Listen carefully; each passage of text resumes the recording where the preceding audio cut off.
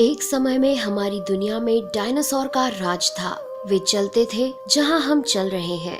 इसी हवा में सांसें ली, इसी धरती पर लड़ाइयां लड़ी। इन दैत्याकार बड़े विचित्र डायनासोर ने करीब 14 करोड़ सालों तक इस धरती पर राज किया। इन डायनासोर की कई हजार प्रजातियां थी। इनमें से कुछ शाकाहारी थे, कुछ मांसाहारी, तो कुछ डायनासोर बहुत ही शांत स्वभाव के थे। वहीं कुछ डायनासोर बहुत ही हिंसक और खतरनाक थे। ये उस समय के सबसे सफल जीव थे। लेकिन फिर अचानक ऐसा क्या हुआ? आखिर वह कौन सी घटना थी जिसने इनका नामो निशान ही मिटा दिया? इसे जानने के लिए हमें करोड़ों साल पीछे जाना होगा और डायनासोर्स के उस अंतिम दिन को करीब से देखना होगा। तो आइए चलते हैं आज से 65 मिलियन साल यानी कि 6 करोड़ 50 लाख साल पीछे। आज से करीब 6.5 करोड़ साल पहले धरती पर मौसम सामान्य था। चारों ओर सूरज की रोशनी बिखरी हुई थी। लंबे लंबे पेड़ों से टकराती समुद्र की ठंडी हवाएं और चारों तरफ डायनासोर के चिल्लाने चिंघाड़ने की आवाजें। जब ये सारी डायनासोर प्रजाति बड़े ही आराम से धरती पर अपना जीवन बिता रही थी, तब 10 करोड़ साल पहले ही इनकी किस्मत लिखी जा चुकी थी। 10 करोड़ साल पहले एक छोटा एस्ट्रॉइड का टुकड़ा जो सुदूर अंतरिक्ष से आ रहा था, वह पृथ्वी से लगभग 20 करोड़ मील दूर मंगल और बृहस्पति के बीच बने क्षुद्र ग्रह बेल्ट में घूम रहे एक बड़े एस्ट्रॉइड से जा टकराता है। इस टकराव से उस बड़े एस्ट्रॉइड की दिशा बदल जाती है और वह क्षुद्र ग्रह बेल्ट से निकलकर सीधे पृथ्वी की ओर 22,000 मील प्रति घंटे की रफ्तार से बढ़ने लगता है। जब यह एस्ट्रॉइड पृथ्वी से 3,84,000 किलोमीटर की दूरी पर था, तब धरती से शायद डायनासोर का अंत ना होता यदि यह एस्ट्रॉइड पृथ्वी के उपग्रह चांद से टकराता। लेकिन नियति को कुछ और ही मंजूर था, इसलिए ये बड़ा एस्ट्रॉइड चांद के बहुत नजदीक से गुजर गया।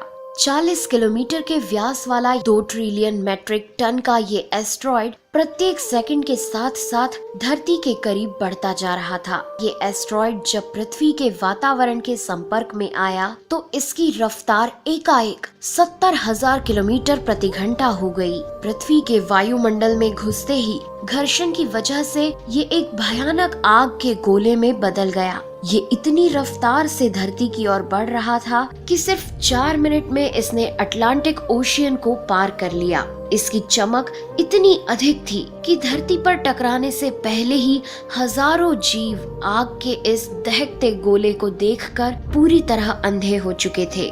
ये जीव उस उल्का को देख नहीं पा रहे थे, लेकिन वह उसकी भयानक गर्मी को महसूस कर रहे थे। कुछ ही क्षण में ये एस्ट्रॉइड मेक्सिको की खाड़ी के पास जमीन से टकराता है और लगभग 35,000 डिग्री सेल्सियस की ऊर्जा वाला एक भयंकर विस्फोट होता है।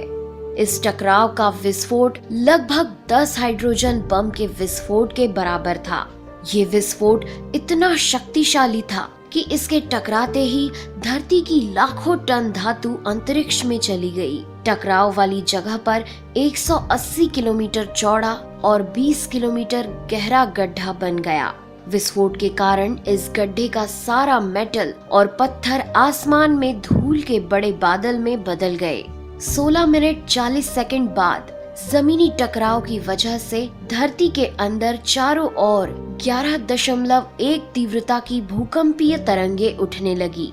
इस वजह से समुद्र में विशालकाय लहरों का निर्माण हुआ और एक के बाद एक सुनामी की लहरें चारों तरफ बढ़ने लगी। भूकंपीय तरंगों ने सभी सक्रिय ज्वालामुखियों को दहका दिया, जिसके कारण जगह जगह डायनासोर का विनाश शुरू हो गया।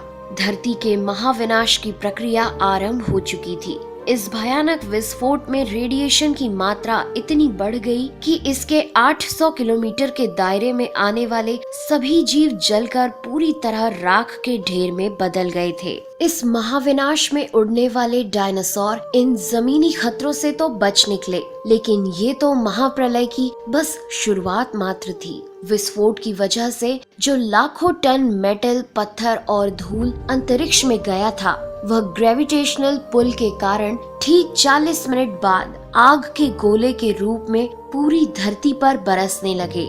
साथ ही धूल का एक बहुत बड़ा तूफान 6000 किलोमीटर प्रति घंटे की रफ्तार से पृथ्वी के दूसरी तरफ मौत लेकर आ रहा था। ये धूल के बादल कई किलोमीटर मोटे थे, जिसकी वजह से धरती पर सूरज की रोशनी का पहुंच पाना असंभव हो गया। गर्म हवाओं का तापमान 100 डिग्री सेल्सियस से ज्यादा हो जाने के कारण धरती पर पेड़ पौधों की लगभग सारी आबादी जलकर खाक हो गई थी।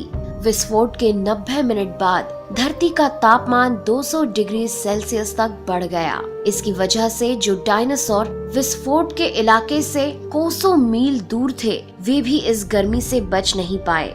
इस महाप्रलय से धरती की कुल 90% प्रजाति पूरी तरह खत्म हो गई थी और जो 10% जीव धरती पर बच गए थे, उनमें से भी सिर्फ वही जीव जिंदा रह सके जिनका वजन 30 किलोग्राम से कम था। इसका कारण ये था कि इस महाप्रलय में लाखों की संख्या में जीव मारे जा चुके थे और पेड़ पौधों की सारी आबादी भी जलकर राख हो चुकी थी, जिसके चलते यहाँ जो बड़े और विशालकाय जीव जीवित बच गए थे, उन्हें भरपूर मात्रा में खाना पीना ना मिल सका। लेकिन ये महाप्रलय किसी अन्य जीव के लिए फायदेमंद साबित होने वाला था। धरती पर डायनासोर का अंत एक छोटी प्रजाति के लिए सुनहरा अवसर लेकर आया और वह प्रजाति थी मैमल्स की।